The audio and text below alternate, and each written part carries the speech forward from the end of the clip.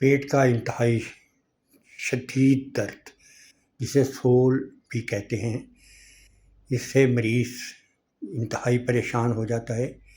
اس کے چہرے کا رنگ زرد پڑ جاتا ہے اور آنکھوں میں چمک ختم ہو جاتی ہے، اور وہ برسوں کا بیمار، ایک دن تکلیف ہوتی ہے وہ برسوں کا بیمار لگتا ہے. اس درد کا ایک آسان اور بہت ہی مجرب نسخہ پیش کر رہا ہوں. کیکر کے درخت کے آپ نے کانٹے لے لینے ہیں 500 گرام، اور 500 گرام ہی کالا نمک لے کر ایک بڑے دیچکے میں 7 کلو پانی ڈال کر پکانا ہے.